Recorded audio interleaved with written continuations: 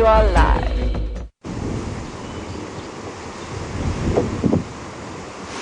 And a very chilly start and good afternoon to all of you around the world, and particularly those of you watching in the grade 10 English class. We're starting our afternoon off with some very damp, very chilly looking impala, and of course all rejoicing that we finally had some rain to break the drought that or at least do something to mitigate the drought that we've been experiencing. Good afternoon, my name is Jamie and I have Brian on camera with me. On the other vehicle will be James and Viam. We're going to see what wonders of the bush we can find. The impala are tucked away, as are most of the animals this afternoon. They're trying to find a nice, safe, warmer spot, slightly sheltered from the wind that's blowing. We'll see if I can find a nice position to show you. We're looking at the most numerous antelope species in the area that we're in. We're currently coming to you live from Djuma and Arathusa game reserves in the Sabi Sands, which is in the Greater Kruger National Park area of South Africa. It's our largest unfenced wilderness area, a place where conservation has been occurring for the last 100 or so years. This has been a protected area where animals like this, and the impala in particular, have existed for hundreds of thousands of years.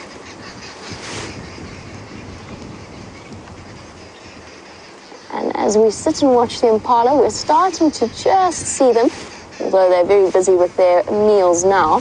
They're just starting to come into their rutting season, and Sarah was wondering whether or not I've ever seen of animals fighting, whether it was over food or what might be their motivation. And in the next couple of weeks, Sarah, we're going to see the impala seriously coming to physical blows, chasing each other around. The big rams that have the large curled horns, and I'll try and find a nice example to show you, are fighting each other for not food in this particular case, but for access to females. Although it looks very green and very damp at the moment after our night and morning of solid rain, there's also animals coming into conflict at the moment over water sources. We've seen elephants chasing buffalo, buffalo chasing wildebeest. There you go, there's a nice big ram. To show you what I mean, that's a mature impala ram. In the next few months, when mating season comes along, an impala will have a mating season that is very set. It's at a very set time of year. And during that time, he will try to gather a harem of ladies. He will collect them together, he'll chase them and keep them from running away, and then he will fend off any competitors of a similar size. And it's only really when they're about 4 years or older, and their horns are fully grown, as they are in this individual, that they are able to compete with each other for access to females. And he'll collect a harem and keep it for about a week, during which time he will do nothing. He will not feed, he will not groom. He will just chase females and fight off other male competitors. And already last year's babies, to try and look for them, are almost the size of the adults. It's incredible how fast they grow. I'm going to continue on, since our impala are hiding behind the bushes. I'll see what I can find. In the meantime, why don't you jump onto the back of James's vehicle and... Good afternoon, Mrs. Lassiter and Mr. Phelps's English classrooms. Very nice to see you. Well, not see you. You can see me, of course. That is, in fact, not me in the picture. That is a bird called a crested barbet, and interestingly, sitting above a termite mound. And what it's doing there is, unsurprisingly, looking for termites to eat. And we just saw a big raptor, which would normally be eating lizards or small rodents, fly up off the ground. But when the rich food source that is termites is available, what you will find is that lots and lots of different kinds of birds will come down and sit there and eat the termites. My name is James Henry. On camera is Viam today. Hello, Viam. Viam is sporting a beard, the likes of which most hipsters would be extremely proud. The other thing to note about that bird is that it is known as a frugivore, which means it is a fruit-eating bird largely. But, as I say, when the rich protein and carbohydrate and fatty source of food that is termites are available, so the termite the bird will eat the termites. Please excuse the English in the last sentence I used. It was very poor. Don't ever use it in the same way. Right, let us press along, see what else we can find. We did see some impala just up ahead, and we're hoping, well, we don't know what's out there today because we didn't go out this morning on account of the fact that there was a large amount of rain during the course of the day. That is very exciting for us, but it does mean that we have no idea who was moving around this morning and who wasn't. So we will be looking at the road, seeing if we can find any tracks, which are basically footprints, or any other signs that there might be some animals about the place. There were lions in this area yesterday. Lions will move during the night, so I think it's unlikely that they're in the same area. And they will also move when it's rainy and miserable. It keeps them a bit warmer when they walk around. And last night we had tremendous downpour, about 60 millimeters, 68 millimeters of rain. Inches, that is roughly, it's almost 4 inches of rain, which for this area is a massive downpour.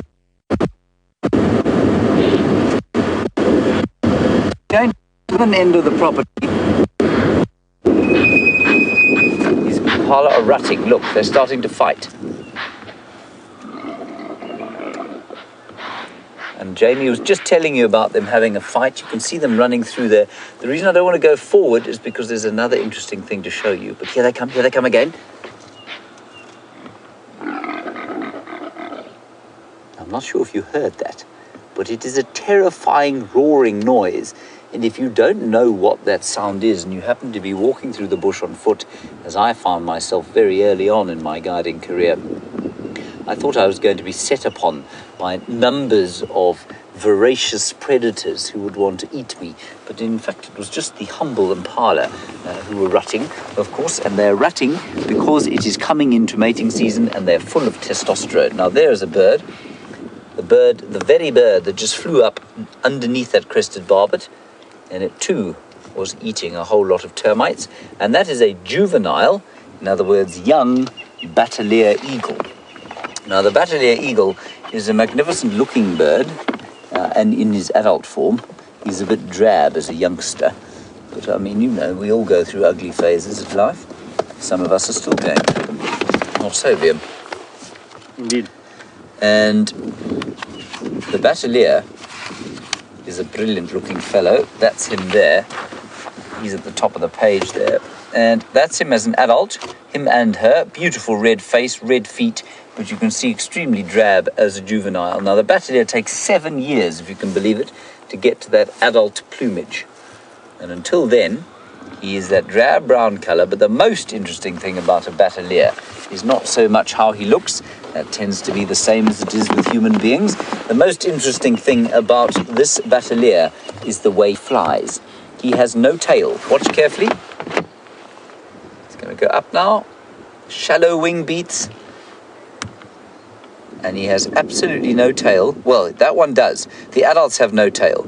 And it takes them 7 years to learn to fly without a tail because it is such an incredibly unstable way of flying. So it takes 7 years. Each year, that tail just gets slightly shorter and shorter and shorter and shorter until they're adults. And then it's just a flying wing. And it's incredibly difficult to balance like that. And that's how they fly.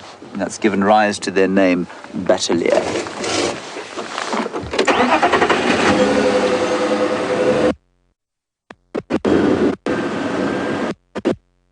Hello.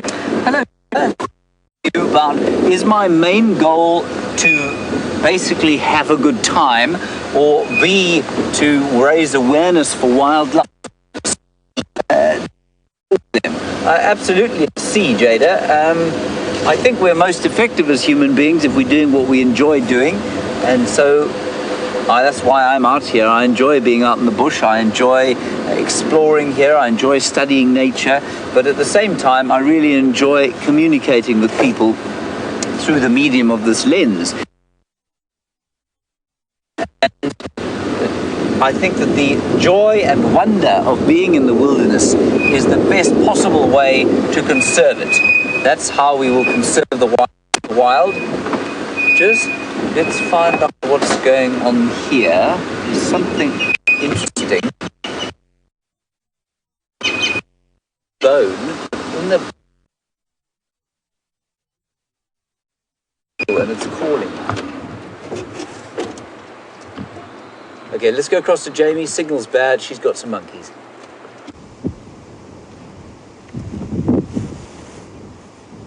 Now look very carefully and see if you can spot the vervet monkeys that have been hiding in the bush. I think that one that was sitting up there has just disappeared. They're running off into the grass. They are very nervous little beings at the moment because it's so windy. So like all of the animals, their senses are a little bit compromised. They feel nervous and on edge. It's something we see with all of the animals on these cool, cloudy days. Now, an animal like a monkey is a really useful indicator. When they sit up on the top of the trees like that, they've got excellent eyesight, and they alarm call at the presence of predators. Anything from a big bird of prey, maybe even that batelier that you were looking at with James, or leopards or lions. They'll do their typical monkey alarm call, which is a sound that they make. And that's actually where their local name, cow, comes from. It's their alarm call. There's a lovely Ndebele story about the wonderful and proud leopard. Now, the Ndebele people are just a little bit further to the northeast, of where we are at the moment. But the story goes that there was a great challenge laid down because the animals of the kingdom found a big gourd full of liquor from the local village. But they didn't know what it was, so they all claimed that it was water. And the challenge was for the animals to be able to drink that gourd, so a big sort of pot-like thing that liquids are stored in out here, be able to drink that in less than a day. And the proud leopard wandered across and looked at it and said, I'll be able to do that in 2 seconds. It's just a small drink of water.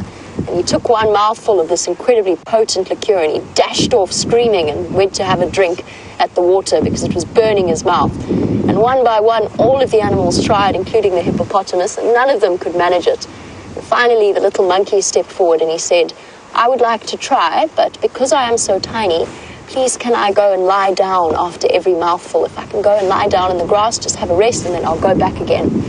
And he went forward and he took a sip, and then all the animals watched and waited. He walked into the grass and lay down for a bit. And then he got up again and he took another sip. And it was only when the leopard, with his incredible eyesight, looked closer that he realized all the little tails of the different troops of monkeys were sticking out of the grass, and that the monkeys had tricked them into thinking that it was the same monkey going backwards and forwards to the gourd. And that, the Ndebele people say, is why monkeys shout and call when the leopards and the lions come past, because to this day they are afraid of their punishment for their trickery.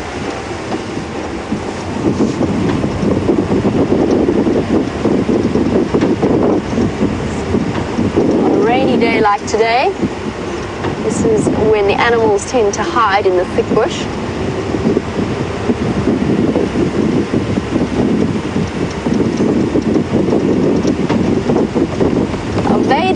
Vader's asked a really quite an in-depth question, and that is what the one thing is that people should know about our animals in general, or about safaris in general, in terms of what we can show them and what they can experience out here. Vader, that's a really tricky question. I think that what people should realize, to me, one of the most important things is just how interconnected everything is. Everything out here has evolved alongside everything else. So the lions have evolved to hunt during the night to avoid us as apex predators, and the cheetah have evolved during the day to hunt during the day so that they don't come into competition with the lions.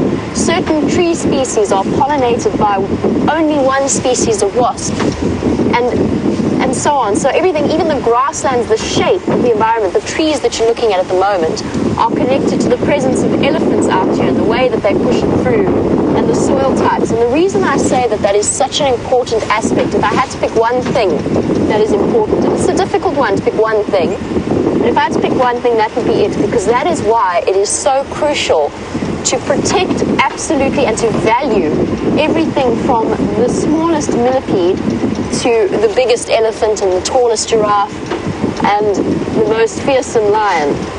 They're all connected in a way that we're actually only just now beginning to fully understand. And our understanding of conservation as a whole has grown and evolved with it and changed in the way that we choose to protect and how we think that we are best protecting this incredible environment that we get to share.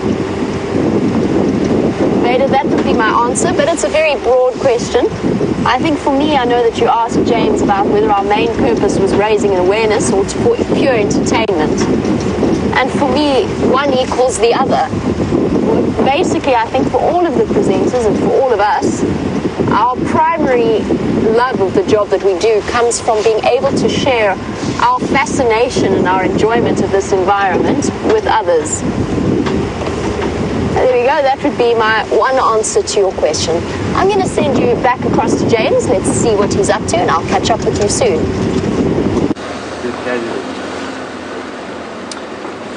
We've just come along here because we heard some waterbuck alarm calling.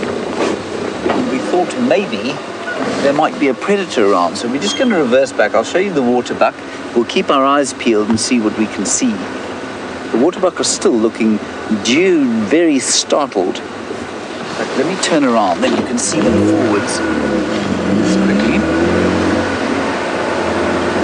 Now, what predators, of course, will startle all sorts of animals, even if they are too big for the actual predator that they've seen. So, for example, I think it's quite likely that we're in around an area where a female leopard was seen not too long ago. So if these waterbuck, which we're going to see now, have seen a leopard, they will alarm call at her. They'll make snorting noises to warn each other. And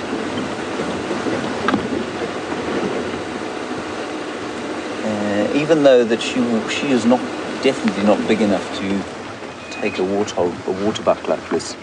So let's just look at the waterbuck, and we'll just sit here for a little while and see if we can hear anything else. There are the waterbuck. They look like great big fluffy teddy bears. They aren't, of course. They're an antelope species, and it's quite a large herd of them. And there's some more over there again.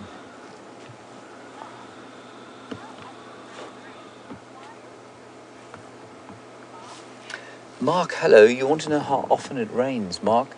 One of the things about Africa is that its climate is massively variable. So the whole concept of an average rainfall on this continent is somewhat misleading. While we have an average rainfall here of about 550 to 600 millimeters of rain a year, sometimes it's as low as it has been this year. We've gone just over 100 millimeters now, and then, of course, it'll go all the way up to sort of 1,000 millimeters in a really kind of wet year. I'm just going to pan around here and see if we can't see anything with the camera. Anyway, so Mark, I mean, it's special that it's rained here because often it's dry, often it's kind of, we're waiting for moisture. It gets very hot around the summertime. But it's so special this time round because we're in the middle of the worst drought since 1904. So the hottest summer in recorded history. Now that is quite something to say, and I think it's evidence of a few things. Firstly, that the world is getting hotter, as we know, and secondly, I'm just listening. Waterbuck is still looking quite carefully, but now they seem to have relaxed a bit. Anyway, let's carry on a bit. Mark? So to say how often it rains here is basically completely impossible. It will rain, it will vary so much that it's impossible to say. That said, we do know that during the winter months it won't rain, and that's probably from about the end of April all the way to September, October into spring. It won't rain at all. And then we're normally now, round about now, at the end of the rainy season, so most of our rain should have come in January and February, but we've had nothing. So that's why it's so incredibly exciting that we had that huge amount of rain last night. Like I say, almost 4 inches worth, which out here is absolutely massive. Right, nothing going on there. Let's see what else we can find. Now Sarah, you asked a very brilliant question, especially having looked at those very fluffy waterbuck. You want to know, how do they deal with the heat here? Well, Sarah, first of all, those waterbuck, their hair looks a lot thicker than it actually is. It's actually quite thin and sparse, so although it's long, that gives it its thick look. It's not very luxuriant at all, so they are not affected by their fur.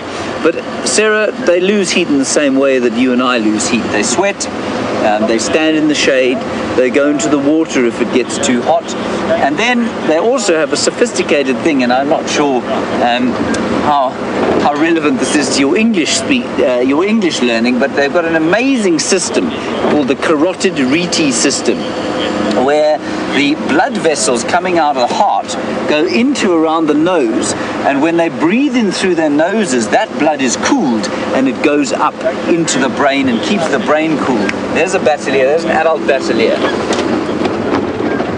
It's actually not an adult, it's also a juvenile. You can see the way it flies, wobbling from side to side, very distinctive.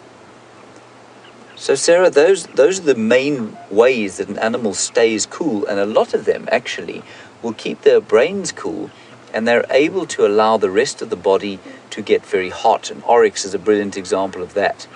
So their bodies can go up to 42 degrees Celsius, which is about, what would that be, about 109 degrees, 110 degrees Fahrenheit, which you know that as a mammal, your proteins will start to denature pretty soon after that. But their brains remain at a sort of a crispy 36.5 or 37, 98 degrees Fahrenheit, which is of course the body temperature that you and I have, and that's kind of optimal for all mammals. That's how they stay cool, and I think coolth is not so much an issue as is warmth.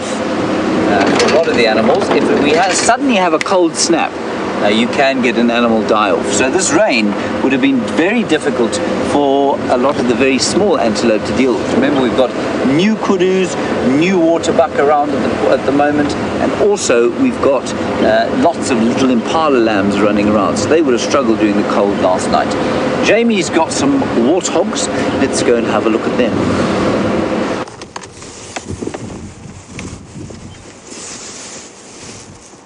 I do have some warthog, and better yet, I've got some baby warthog.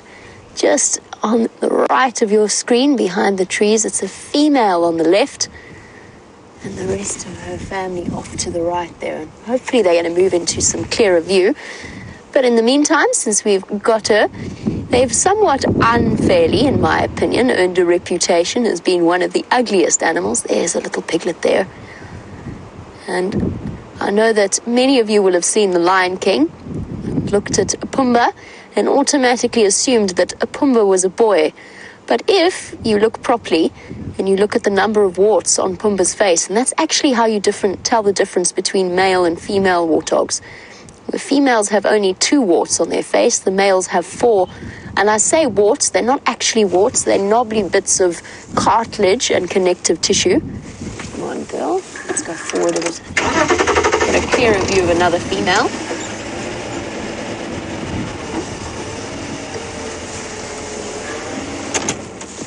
So Pumbaa is actually a female.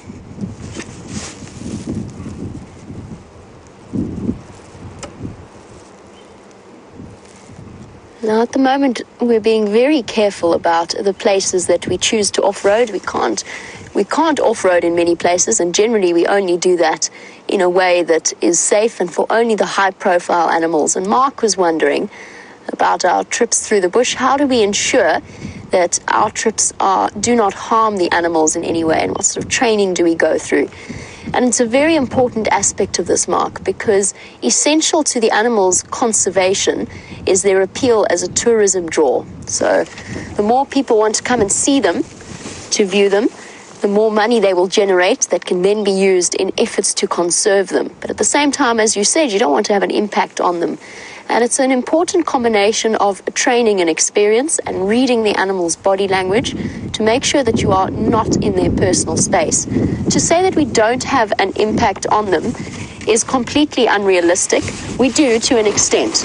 Our vehicle moves past them. It just so happens that after as many years as these animals have experienced cars going past them, they've learned to ignore them, they don't bother them. But if, for example, we come along in the middle of a hunt, then we immediately switch off. We let the animals go about their daily business without trying to reposition to get a better view. You just have to let it unfold as it would naturally. And at night, we don't ever shine our spotlights on diurnal or daytime animals, because prolonged exposure to the light is actually going to take away from their ability to see in the dark.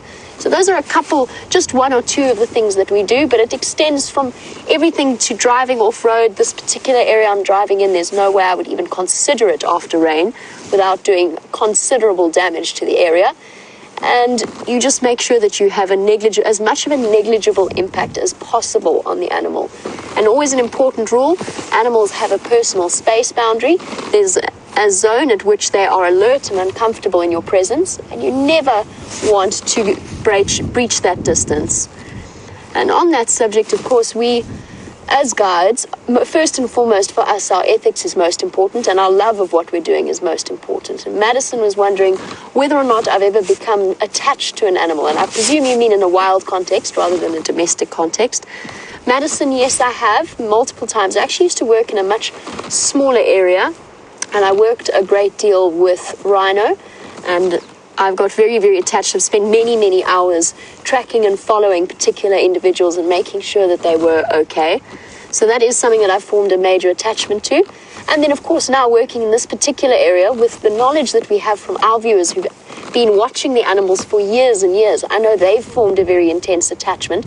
It would be next to impossible for us to see these animals every day, to follow their stories, to follow their successes and their triumphs and their heartbreaks without forming some sense of attachment to them. But yes, it does happen. It's something that is difficult, because once you do that and you name them and you form a bond with them, then you become intricately involved. Your emotions are entangled with what happens to them, and nature is both beautiful and it can be very cruel at times.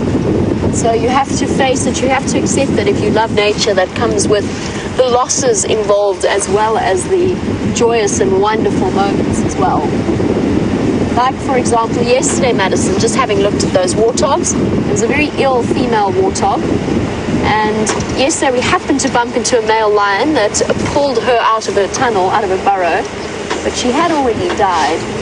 But it was just very sad to see. We've been seeing her regularly. She had 2 piglets. And Jalen was wondering, how big can a warthog get? The answer, Jalen, is pretty hefty, actually. Not much bigger than the females we saw there. Probably a male would be about a third extra of that size. So if you're familiar with Staffordshire Bull Terriers, is what I usually compare them to, a really big male warthog would probably equate to about that size and weight. There's also a lovely story about why the warthog is so ugly. I personally don't think they're ugly, but there is a story about it. And it stems also from further north in Africa. And that is that the warthog used to be beautiful and very boastful. Got a lot of little impalas here. I'll try and find you a nice view. The warthog was beautiful and boastful and vain, and he went out of his burrow one day and went to go and find somebody to boast to about how beautiful he was. And while he was doing that, the porcupine went into his burrow and settled down for a nice rest. The warthog found a male lion, and he was parading around in front of him to say how gorgeous he was. These impala are also equally pretty. And the male lion was in a terrible mood, and he finally lost his temper with the boastful warthog and chased him back to his burrow. And warthog shot inside, face forward, and straight into the porcupine quills at the back. And from that day onwards, he was full of bumps and knolls and scars. And that's why the warthog is no longer pretty, and also why the warthog always backs into his burrow, which they do, bottom first.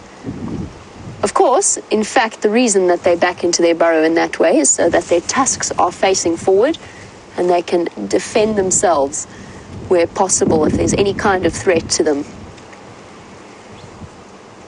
Impala, on the other hand, really you cannot argue with the fact that they must be one of the most attractive antelope species. Their dusky red color, nibbling away at the leaves.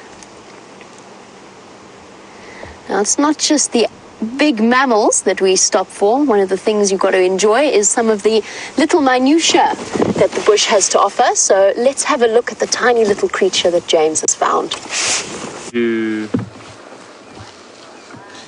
Right, I'm standing here. Well, I'm actually lying down on a castle of clay, so-called the termite mound of Macrotermes natalensis, the world's most astonishing animal, I believe. And there are lots and lots of termites here. You can see them. You might be able to see a soldier here. I'll try and bring him to you.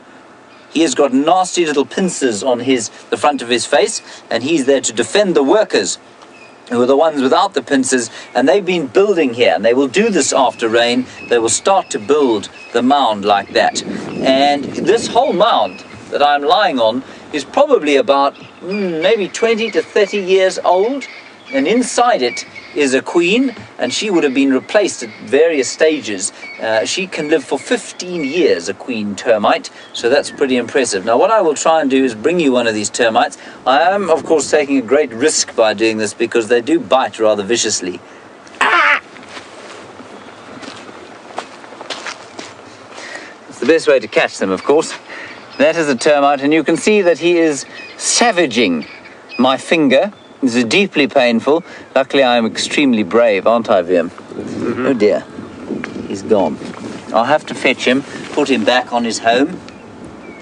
There we go. There we go. See, I am rescuing him. We'll put him back. So, the interesting thing about these termites, let go, come on now, is that they are what we call fungus-growing termites. Now, most of the animals in the world, believe it or not, cannot digest plant material. So every grazer that you've ever seen, every horse, every cow, every deer, every moose is unable to digest grass. Did you know that? And that means that they need help to do that. And the help normally comes in the form of bacteria in the gut. But now, these termites don't have that bacteria in the gut, so what they do is they grow fungus. They have gardens of fungus underneath the mound here that will help them digest that plant material. So they put their dung on a special garden, the fungus grows, and they eat the fungus, and that's how they derive their nutrition, which I think is the most amazing adaptation to surviving and eating cellulose and lignin, which are the two main substances that make up the structural parts of plants. Right, on we go. Let's see what else we can find.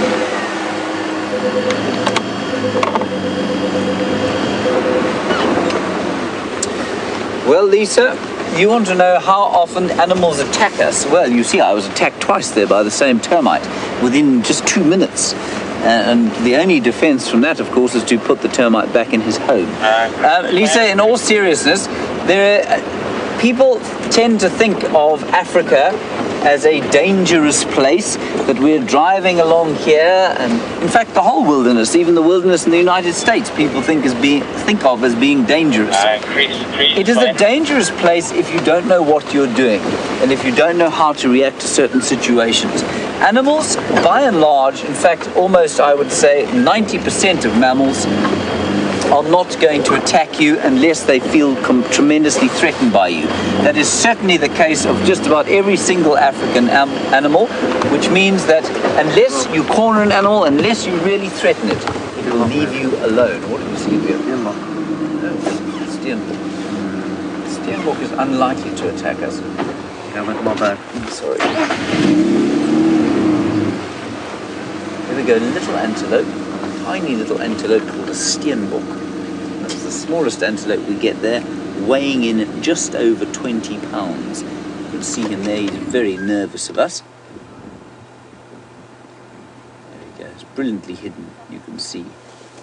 Very brilliantly hidden. Just move my microphone so that you can hear me a bit better. There we go, that should be a bit better. So, by and large, animals out here will not attack us, as I say. And so if people talk, I don't like to use the term aggressive, I don't like to use the term dangerous at all. And so when we talk about animals out here, we talk about animals that do have conflicts with human beings as being threatened. because we, of course, are the ultimate predators out here, which means animals are afraid of us, and because they're afraid of us, they become threatened, and then they might attack. So we don't get attacked. It's very unusual to get attacked, and if you do get attacked, it's normally because you have not read an animal's behavior correctly and you've stepped into the space where they don't want you to be. Okay, let's head across to Jamie, see what else she's got.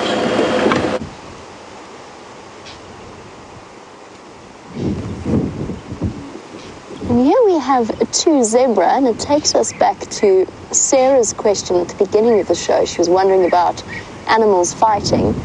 And while you were with James, these two have been ever so gently nipping each other on the neck. It's not a very serious fight, but this is an animal that I have seen behave very aggressively to each other. They seem to have relaxed a bit now.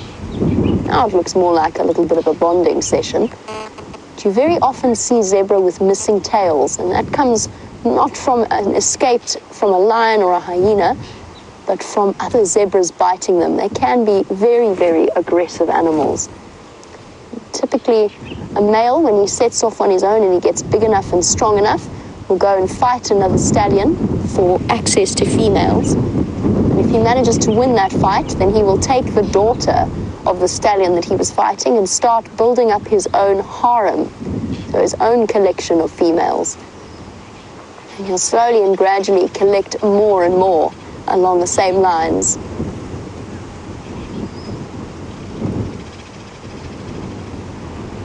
There you go, ears back a little bit.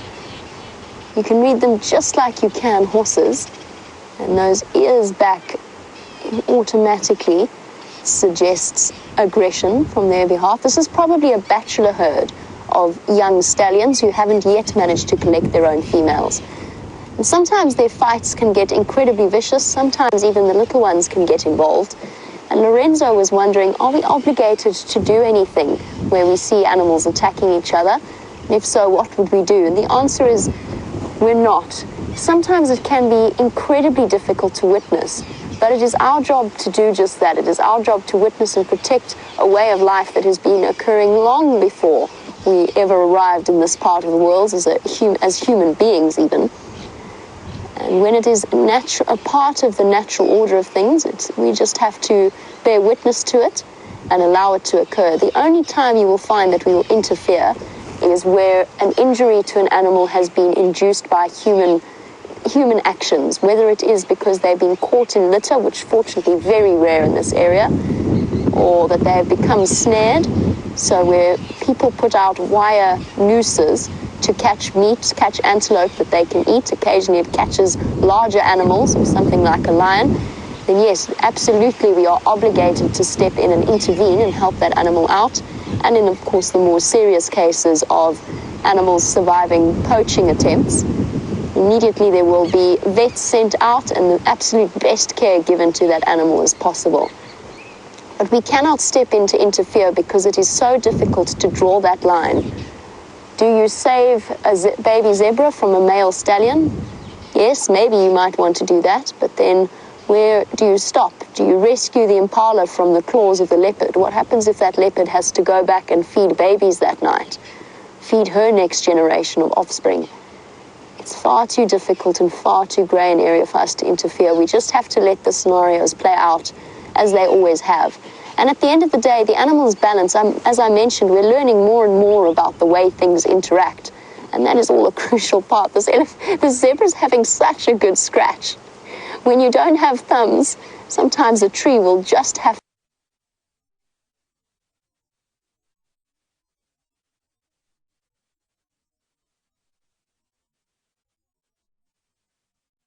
as this one does. I've never seen them scratch their ankle like that. I've seen them rub other parts of themselves, but he really is itchy this afternoon. Maybe from all of the rain, his fur is feeling a bit on end. Well, this one's now using it as a neck scratcher, now a shoulder scratcher. Sometimes there are just places where your teeth don't reach. He goes now using it as a belly rub. Ticks, of course, loving the softer undersides of the animals, and all of the animals out here carry some sort of parasite. Here we go. And speaking from my experience with ticks there, it's amazing. They were all taking turns there to use that as a scratching post. Is this one going to join in? No.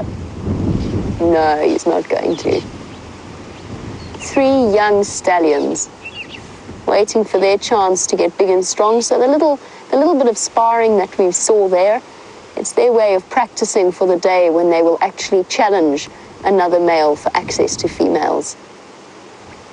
You can see how even at this short distance between us and them, and it's probably about 60 or so feet, how well those stripes work to start to obscure the shapes of individual zebras. Another scratching post, my goodness. Itchy again. Hey, boy.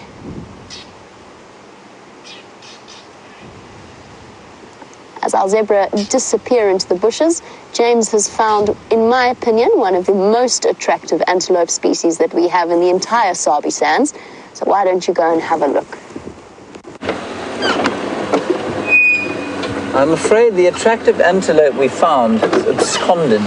There we go, Liam. He's just over there. He should be a small pinprick on your screen by the time we get... Well, there he is.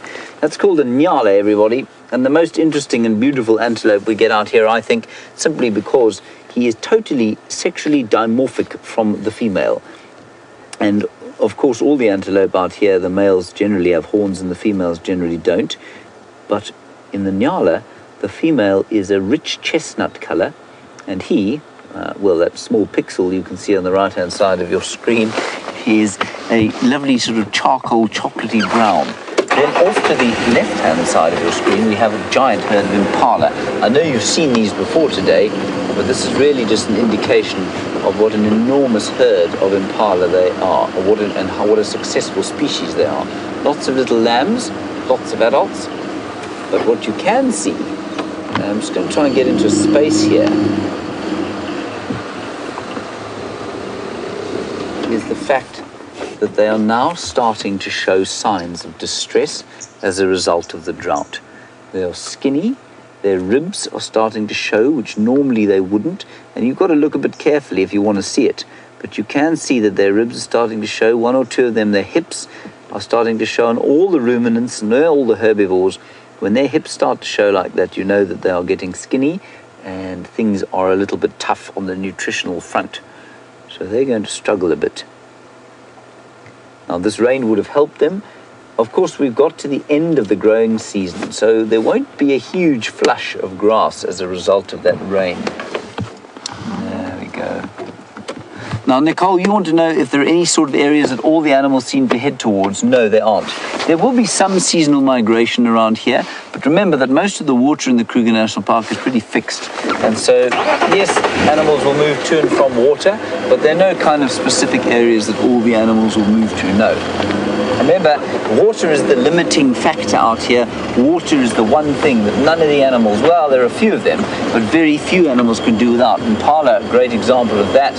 Elephants, another brilliant example of animals that cannot do without water, and so they must drink every single day. And so at a time like this, when water is scarce, they will all tend to move towards the water points that there are. But there are some sort of fixed water points in the private reserves where we are, because because the landowners do pump water for the animals.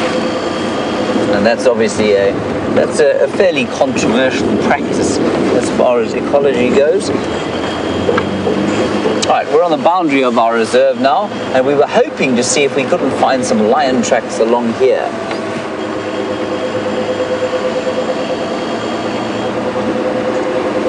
Hello, Jerry. Jerry, nice question. How far do we travel each day on safari? Well, Jerry, it depends again on the day. You know, sometimes where you started with Jamie, she was only about probably less than a quarter of a mile out of the camp.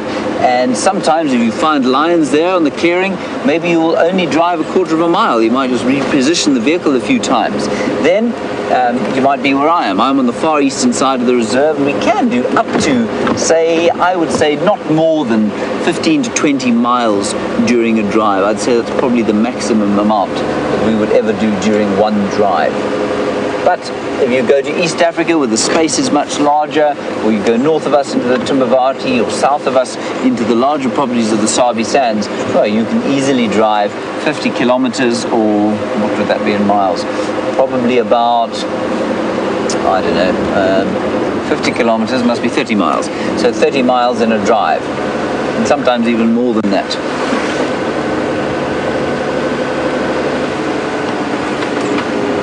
Right. Everyone from school, I hope that you had an interesting safari. I bet this is the best English lesson you've ever had. I believe you're reading Chinua Achebe's Things Fall Apart. Enjoy it. I remember that from my school days. Enjoyed it very much. Thanks for your questions. It was good to talk to you, and I hope we'll see you again sometime. Bye-bye. We're going to go across to Jamie, and we'll see what she has to say.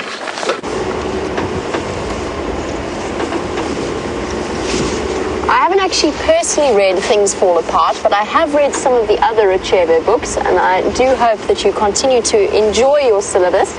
But we come to the end now of the school portion of our Sunset Safari. As always, it's wonderful to have you guys on the back of the vehicle with us, and I hope that some of you will head home and actually join us for the other safaris that we do twice a day. I hope that we can inspire an interest and a love of the nature that we have around us and that we have to share. And on that note, I'm going to say farewell to the English classes of Mr. Phelps and Miss Arathusa. And I hope you enjoy the rest of your day at school. And maybe we will get to see you back on our vehicle once again in future. Cheers, guys. And onwards on our Sunset Safari, right to our regular audience. Hands up who wants to go to Treehouse Dam and see how much rain and how full it is. Brian's putting his hand up, I'm putting my hand up. That is where we're on our way, because the rainfall last night was absolutely phenomenal. Totally, I mean, we knew there was rain coming, although there were some deniers. There were some doubters in the camp last night who were saying it was going to blow over and it was all a storm in a teacup and all of that. I was not amongst them for once. We had a bet going as to when the rain would start, and my guess was at 1 o'clock in the morning. It actually started my guess was at 1, Kirsty's guess was at 3, Kirsty of course being one of our lovely directors, and she guessed it was going to start at 3 o'clock, and it turned out it started at 12 o'clock. And the reason why we have such an accurate knowledge as to when the rain started is because it started raining on Kirsty's head through her roof. So not only did I win the bet, but poor Kirsty got drenched in the middle of the night. But yes, we are all rejoicing the arrival of the rain. The one thing I will say though, as we're driving along, is as wonderful as rain like that is, and it is wonderful, a huge amount dropped in a small space of time like that has done some serious impact to the topsoils. So it's washed away a lot. It's less noticeable where I'm driving here, and more so sort of towards quarantine area. And you can really see the runoff that's come all the way from the top of the clearings down towards the dam. Quite extraordinary to witness. After we go to check on Treehouse Dam, as you can imagine, we've got something of a clean slate. Quite literally, there are no tracks. We'll be able to try and see if we can follow up on that incredible lion sighting that we had yesterday on the Sunset Safari. I came around a blind corner, for those of you who missed it, and he was charging out of the bushes, not at me, but he was actually on his way to find, which you'll realize in a moment, he was on his way following a smell, I think is what happened, because I came around a corner, you can sort of imagine it similar to this one, and all of a sudden I was just sort of almost eye level with a male lion, very much on a mission.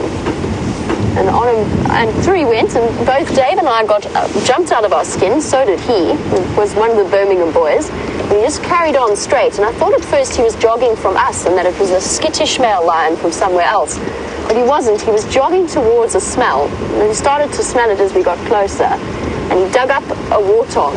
Now I strongly suspect, obviously I don't know for certain, but I strongly suspect that it was that skinny female that we've been seeing over the last few weeks that has been so very ill with the piglets. And I think that she died inside the burrow and that the smell had attracted him. And he pulled her out and he sort of nibbled on her a little bit. And then the Nkuuma ladies showed up.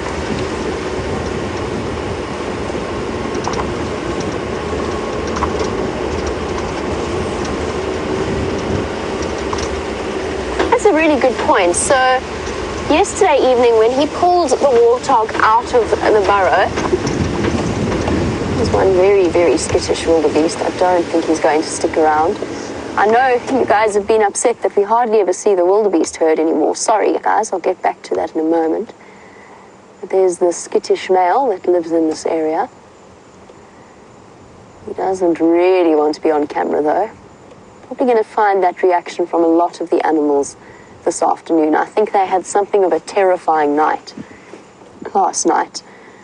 Pitch black, no sense of smell, can't hear anything, predators all about you. It must be absolutely terrifying. Yes, he went. This Birmingham boy went down to dig out the warthog, and he tugged her out, and you could actually see once he had her out and he started feeding on her, you could see where he pulled her tail off. And both Marlo and Tammy were wondering if he pulled her tail off first, then does that mean she went into her burrow head first, or could she turn around? And my suggestion is that yes, she went into the burrow first and that she died there, and she probably was just feeling so ill that she just stumbled in and lay down. Possibly even died in her sleep. There are patches of warthog burrows where they can turn around, so it's not as though they are completely restricted in terms of the space that they can move around in. But I think that she probably just went in head first. I don't know, in answer, for those of you who missed yesterday, and in answer to your question that I know is coming, I don't know what happened to her piglets. When the lioness arrived that night, she also went and tried to dig inside the hole. I don't know if that was because of the smell of the wildebeest, I'm watching the wildebeest run away, the smell of the warthog, or whether or not the piglets were still inside, and whether or not it meant that they had maybe died. I honestly can't tell you. I'm very much holding thumbs for them. I'm almost glad in a way that that female warthog's suffering is over. She was looking terrible. Wow. Look at that. This is so exciting. I'll show you now what I'm talking about. Those of you who've been watching the slow sort of disappearance of Treehouse Dam, let's just have a look at this. Awesome. So much water. I'll go up onto the dam wall in a moment. I know how slippery it is up there though after it rains. So we'll go a little way, maybe not all the way across. I nearly slid down that side once before, so I'm less than keen to repeat that experience. Let's go have a look at this.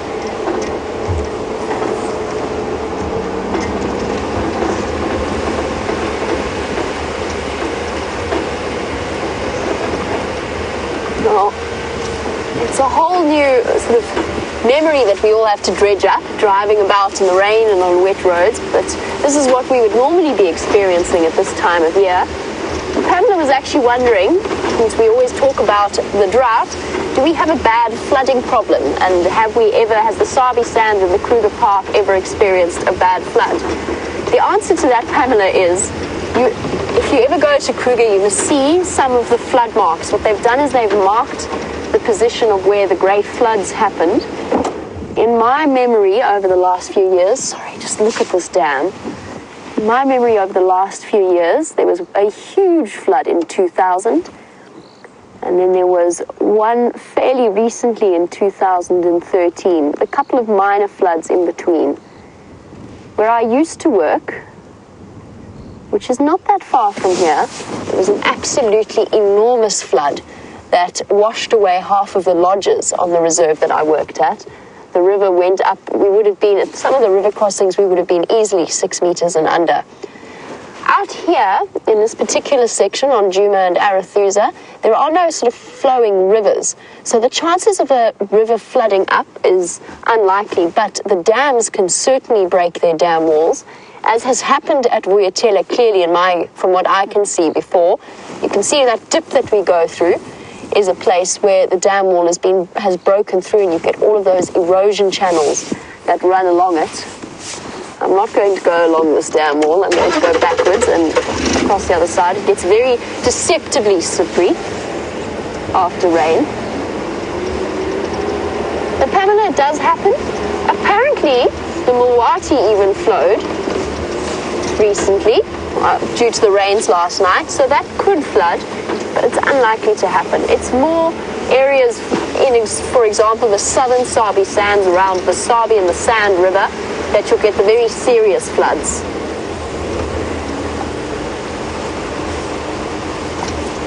We've stopped at Treehouse Dam and had a look at how full it is, and I'm sure you're all wondering about the other dams. As luck would have it, James has arrived at Buffelshoek Dam, so let's find out what that's looking like. The ocean blowing gunmetal grey under the steel sky. It's not really the ocean, everybody. It's Buffelshoek Dam, which until yesterday was Buffelshoek Mud Bath, and prior to that, Buffelshoek Dry Dust Bowl. Look at this. Isn't that amazing? Just 3 inches or 4 inches of rain, and this is what this has done. So a lot of this would have just collected here, of course, because it's a very clay bottom, so that will hold water, and some of it, I suspect, would have come down the drainage line. I think we had enough probably to cause a slight flash flooding in the drainage lines, and so much like with Treehouse Dam and with Djuma Dam, I think that it will be largely as a result of actual collection rather than water flowing down through the drainage line, which is what VM is showing you. But I think in the case of this one, probably a bit of flow from the catchment area. Anyway, it'll be very interesting to see what happens here. Maybe a hippopotamus will come back. Of course, the great irony is that there's water everywhere now, and so the chances of a hippopotamus deciding that this is a good idea are just quite small.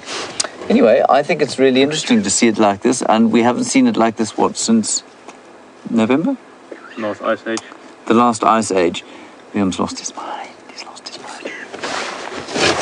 Right, let's continue and see what we can see. Unfortunately, nothing is drinking here, and I found no further tracks, but nobody has found tracks of the Nkahuma Pride since they were last seen last night. I suspect quite strongly that, well, I don't know what they did, because they were right on the boundary of this territory. They're right on the southern boundary. They were kind of almost in Styx territory there.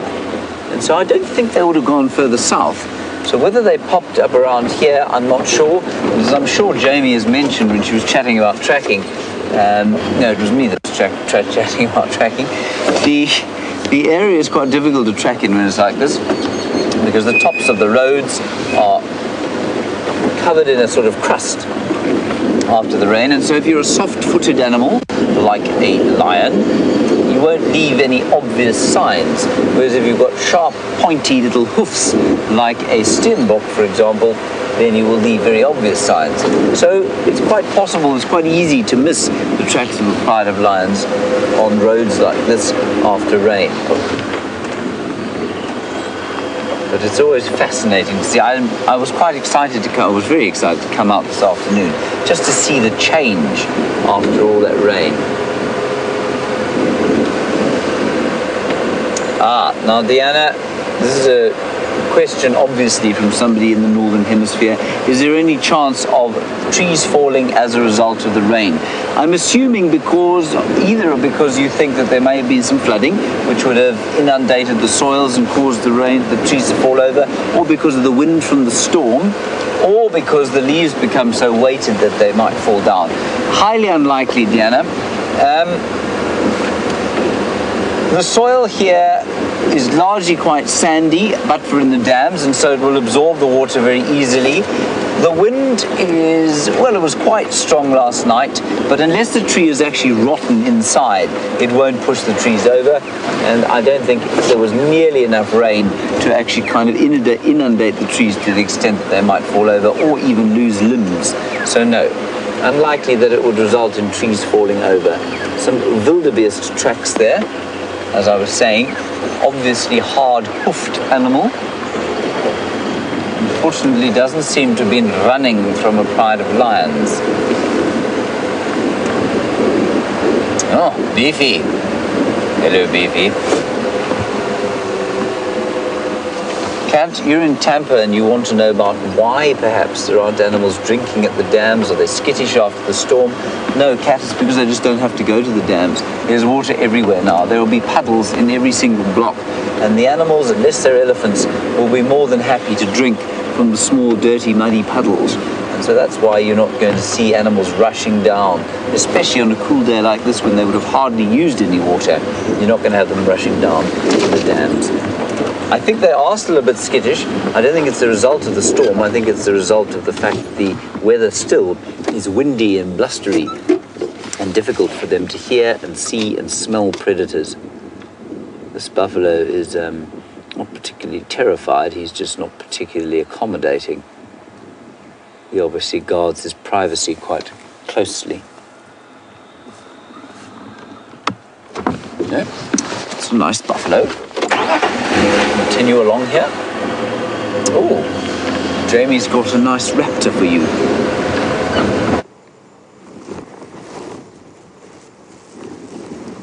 We have a lovely raptor to show you, somewhat soggy and drenched, as are all the animals of the Sabi Sands at the moment, including us slightly. But immediately that upright posture, sitting straight up in the tree and the slightly fluffy head, even if he is a bit puffed up because he's cold and damp, is a giveaway for a brown snake eagle. When you're looking at identifying birds and raptors in particular, you're looking at a general impression of the size and the shape. And with that comes the way in which they hold themselves. The snake eagles in particular tend to have an incredibly erect way of sitting, looking down for any potential prey. Now this weather will be a boon for the snake eagles and all of the birds of prey, only of course once the sun starts to come out, because at the moment it's very windy, very cold and grey, and flight is not all that easy when you're dripping wet. It probably has dried out a little bit. But the weather will bring out snakes and frogs and insects and all kinds of things that would be on his menu. Definitely exciting times. If we're lucky, we might even see him preen a little bit, rearrange his feathers as they get fluffed up by the wind. And as most of you, I'm sure, know, as with all birds, and that applies across the world, they are covered, or they have special glands within their skin known as preen glands that secrete a special type of oil, which on rainy days is essential because it essentially waterproofs the little filaments of the feathers.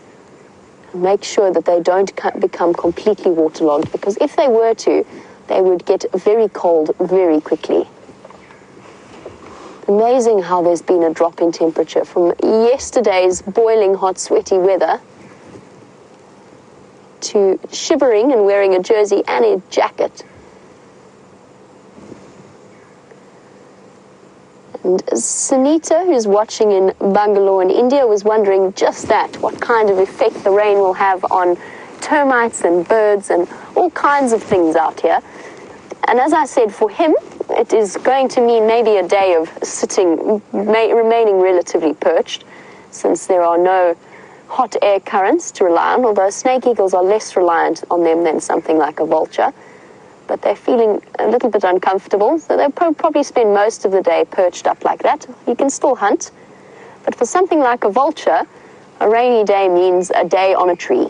That is what it essentially comes down to. They can flap short distances, but they are adapted for nice warm days when the hot air currents produce thermals. So hot air rising up from the ground, the vultures can stretch their large wings out and soar upon the thermals without expending too much energy. But for all animals, eventually the rain is going to be a boon for them. The termites are going to come out en masse.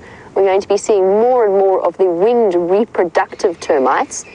And you'll probably even notice them tonight. Once it starts to get dark and we're driving around, they will be attracted to our vehicle lights and our spotlights. And we'll have another one of those drives where we're sort of pulling termites out of our hair and out of our clothes and off the vehicle. I can hear frogs. Sunita, the frogs out already. The tortoises will be coming out for a drink.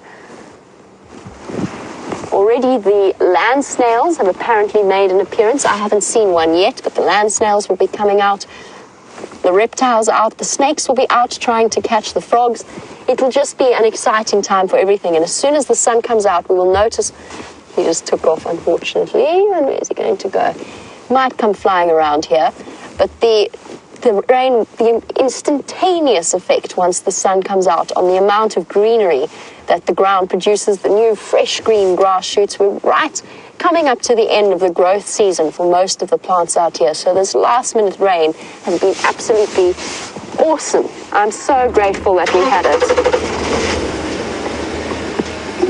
And Patrick is just saying he can't wait for the sun to come out so we can see the grass coming through. And whilst this rain will not have fixed everything, and it won't have completely, it can't repair the damage of months' worth of a lack of rain, it still will have contributed greatly to potentially increasing certain animals' survival over the next few months. The fact that the dams have filled up as much as they are is an awesome start. We're all very grateful. We still have hard months ahead though. And Cindy, yes, there is more rain predicted. From what I can tell, it could start drizzling even into our sunset safari. I say that with great confidence, but I'm of course not very good as a meteorologist, and I've learned to set very little store in the predictions that come through. But I'm fairly certain, judging by the temperature and the feel of the air, that there is more rain on its way. And it remains to be seen. I think it's meant to be cloudy for the next few days, whether that comes with drizzle or not. Now, typically, on a normal summer, we would have easily a 2-week period where we would just have almost solid rain in the same way we had last night. That's what happened 2 years ago, where the floods occurred. So it was slightly more than expected. But that is a typical summer rainfall pattern, not what we've been experiencing at the moment. We should have been having downpours like this maybe once a week, maybe twice a week, and that would have put us on a more normal level in terms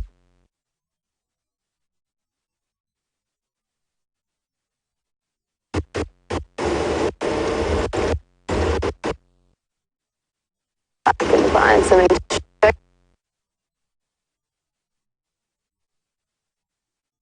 Go through. Well, we were just talking about animals that might want to come and have a drink. And here is one of the puddles that is filled up as a result of the rain. And that impala looks like it wants to have a drink, but I think it's a bit nervous of us here. It's completely normal, of course. Animals will be scared of us, and they will be very nervous to drink when there's anyone around. So they'll probably just wait for us to move off. And we had a wonderful sighting a little bit earlier. I don't know if you were with us for that school drive, where 2 rams were chasing each other. Now, the testosterone levels of these rams is starting to ramp up. And that means that they're going to find each other's company far less brotherly and much more competitive as the months go on. So, after May, when they've mated, then their testosterone levels drop. Their testicles actually kind of almost atrophy. They go back up into the body and they stop being aggressive males, and they sort of form a brotherhood of bachelors. And then, round about this time of the year, as the day length starts to drop below a certain level, I'm not exactly sure which level that is, but somewhere around the middle of March, the day length becomes so short that their testosterone levels, that's what triggers an increase in their testosterone levels, and they start to get very cross with each other, and they don't want to be around each other anymore because, of course, they're competition for breeding females, and that will happen in May. So they're going to fight with each other for a good 2 months before they'll actually breed. Let us continue. We have not found anything of great import since I last saw you.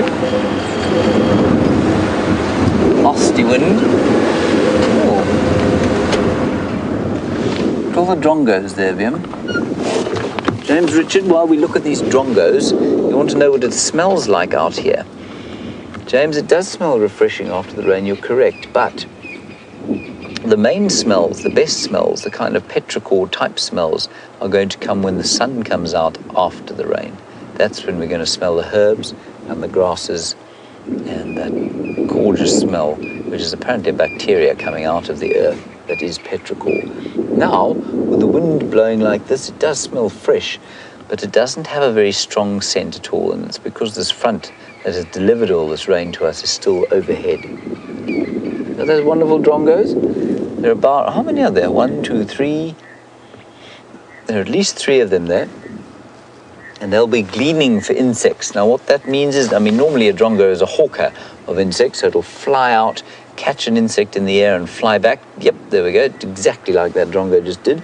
That's why they've got that forked tail. It allows them to be incredibly maneuverable and stop suddenly in the air, a bit like a swallow. But they will also pick up insects if they're on the bushes and on the branches of the trees. And I think that's what they're doing here. And they'll also jump down and eat like a roller wool, which is on the floor. Him sharpening his beak there. I'm sure that this little crew is probably a bunch of siblings. We've had enough of them. We've had enough of the drongos there, Vim? Okay. Looking upon there. So I'm sure they were probably all born around this tree.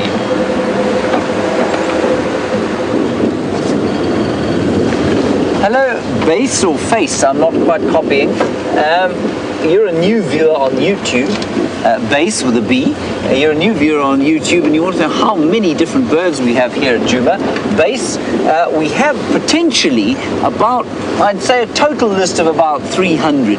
Now, that will include about 50 vagrants. Now, a vagrant is a bird that comes into the area, it's seen once, and it disappears again. So I think you'd say you'd have a regular species list of about 250 birds, and it would go up to 300 depending on the year. In a very wet year, you'll get many more than you will in a very dry year like this year. Completely unlike today, but like this year, we've had a pretty, I'd say a pretty average birding summer. On a wet year, you'll get lots of different things that aren't normally here coming in. Things like the widow birds and white-winged widows and red-winged widows, and that's always an exciting thing to see when you've got a big year like that, especially when there are grasses, and the grass plants, when they get big and they produce lots of seeds, attract all sorts of birds that wouldn't normally be here. So base, why don't you start keeping a list? Lots of our viewers keep lists. I think the top one that I've read is about 200 strong already, so that's birds that have been seen on live drive, which I think is really impressive. I've seen 1 or 2 others with more species than that, but they tend to be works of fiction, a bit like J.K. Rowling would be proud of. You may tick a bird if you hear it as well. Pig.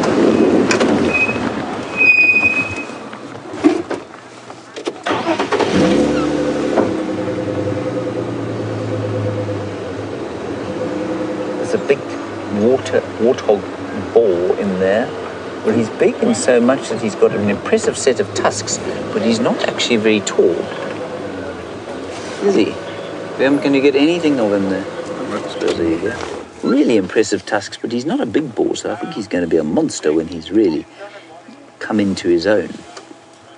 While we peer at those white tusks through the bush, the one thing I want you to notice there is the colour white and how easy it is to spot out here.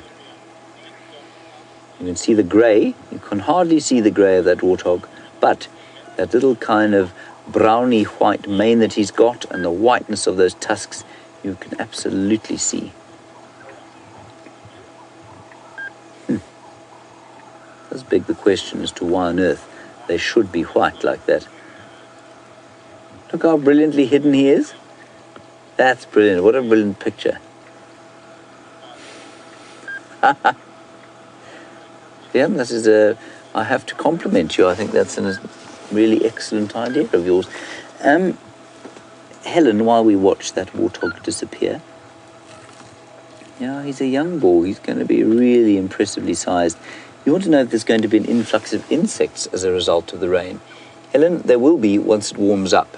There won't be while it's still cold like this. And cold, of course, is a totally relative term. And so we've got about probably a few days before the heat comes again. Then the insects will come out. And you want to know if the migratory birds will be able to have enough time to lay on some fat with that insect boon before they leave. Helen, it's very touch and go at this stage. I think that the number of birds that are about to leave, I think they're going to start going pretty soon, maybe end of the month. It's So certainly they're going to be compromised. Will this help them? Absolutely, it will help them. Would it put them at the stage that they would have been if we hadn't had a drought? No, I don't think it will.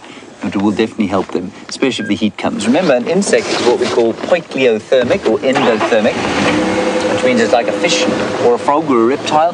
It can't make heat on its own. It doesn't make, it does make metabolic heat, but it can't store it. So it does depend largely on the environment. And an insect, you've all seen a cold butterfly. And if you're ever confused about this, go and catch a beetle or a butterfly and put it in the fridge for a little while and see, not for too long, of course, put it in the fridge for a little while and you'll see how it becomes totally lethargic and unable to move. And the same has happened here. Of course, it's now got quite cold, or relatively cold, it's about 23 degrees apparently, a bit colder with the wind. And that means that the insects will be unable to move, or they will certainly struggle to move. And I found a beetle, I found about 74 beetles in my room today, and they were all just kind of limping about because it was a bit cool. And so they'll wait for the sun to come out, and then we're going to see lots and lots of insects coming out. And I'm sure there'll be another termite emergence, which will be wonderful. Nice question that, Helen. You're obviously an astute birder.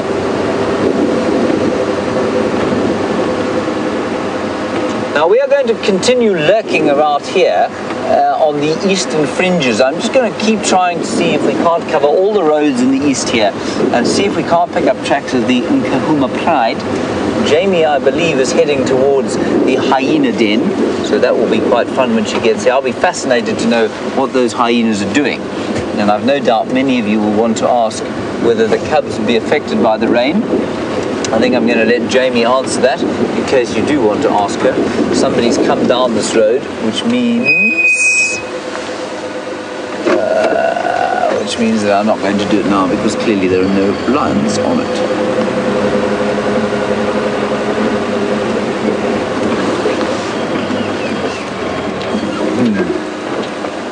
This is a really cool question coming from Jack.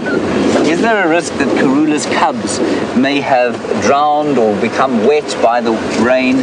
Yes, there was a risk, and I was worried about it until Liam and I drove past where she was last seen with the cubs, and there were we had to drive over the road in order to get to the eastern side of Cheetah Cut Line, and there were some waterbucks standing on the road.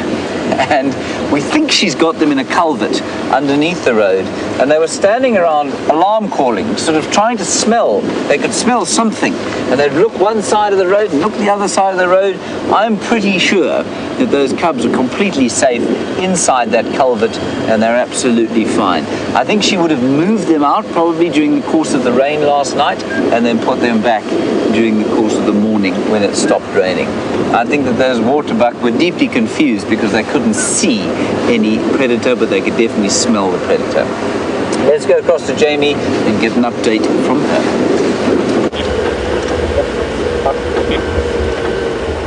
I'm just doing a little bit of a tour of the different dams. I'm actually slowly making my way towards the hyena den. That is my plan, since it is so nice and cool, and I was planning on getting there. Look at this, it's incredible. I was planning on heading there yesterday.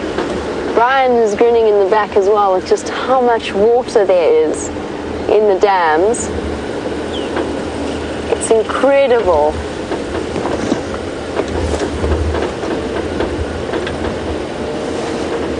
So there you go. For Leo and Shannon, who also wanted to come and see Djuma Dam, I'm going to have a look from this angle, which is close to where the pan or the dam camera is. And then I'm going to turn around, we'll go along the dam wall, and we'll just have a look around there. You can hear frogs chirping away. Sounds like guttural toads as well.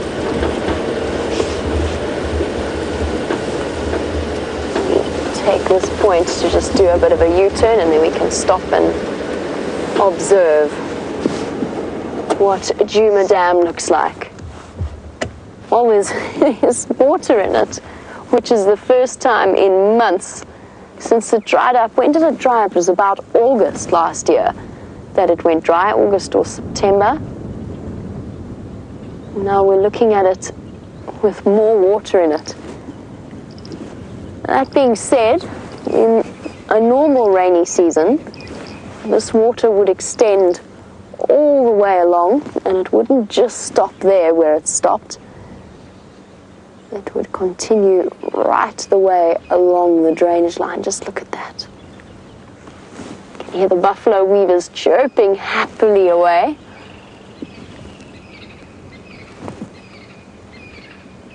Bird chorus is starting, and the pan in front of me, oh, he rolled into it, pan in front of me absolutely full of water without having to be pumped. Right to bursting point. It might even have overflowed at one point. And it just looks cleaner. It doesn't smell at all, does it, Brian? No, not at all. This is wonderful.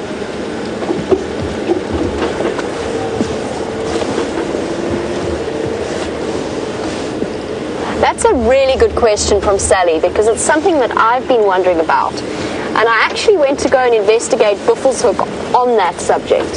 So Sally was wondering how long it's going to take, if the water stays in the waterhole, for the fish, and in particular obviously the catfish, and maybe even killifish if there are any in this dam, but for the catfish, that when the dam dried out, we spoke to you about the ability of catfish to bury themselves in the mud and to surround themselves with a wonderful, it's semi-permeable mucous membrane that allowed them to breathe but didn't allow them to dry out.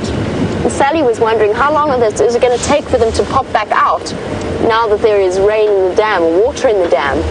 And I have to be completely honest, Sally, I really honestly don't know. I'm going to speak to the other presenters about it and figure out if they know how long it will take, or if they think that the catfish are actually going to risk coming out, or whether they're going to wait until the proper rainy season next year. We know they can survive for up to a year, if not longer, but at least up to a year like that. And I was going to go down here, but I've just changed my mind, and I'll show you why. Just if we can have a look at what's happened to this road. The roads are completely waterlogged. Now that's one vehicle's passage through there. I don't want to add to it. Already I'm driving in low range just to try and minimize the amount of acceleration I have to do, so therefore the trenches that I dig in the road. I was going to go that way, and I was going to show you the view over the dam wall, but my apologies, we're not going to add. They've just fixed this patch for everybody. I don't want to make it any worse. I'd feel terrible. That's just pure bad manners. They've spent so much time and effort making that lovely bump and bolster so that the water doesn't run down and wash through those erosion channels. But speaking of erosion channels and Pamela's question about the flood, this is where obviously the dam wall broke at some point. And those rivulets through the dirt and the sand. That was obviously caused at one point during a flood.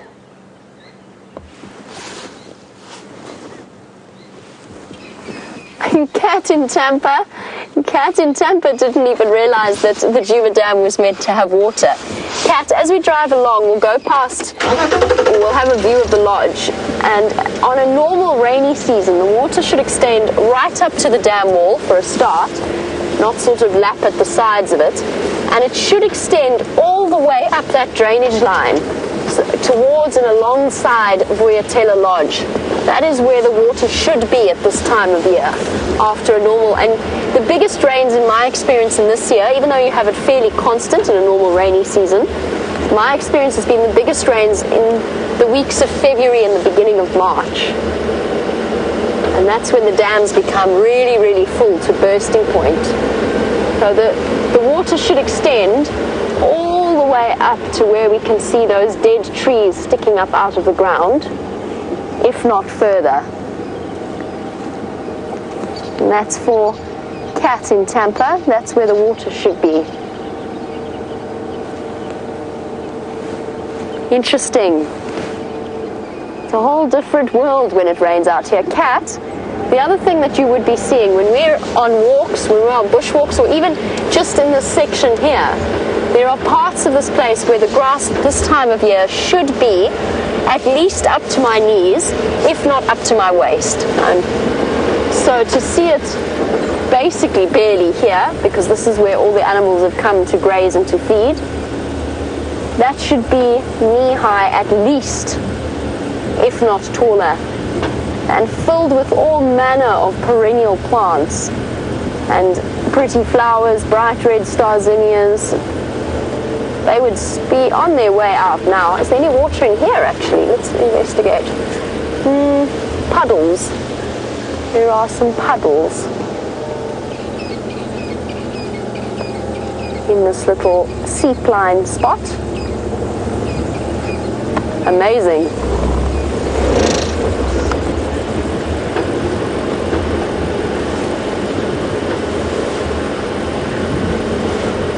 And as we leave Djuma Pan, Pamela was wondering what happened to Peter the hippo that we usually see in the pan. It's actually been a couple of days since we last saw him. My suspicion is that he moved on. There were two at one point.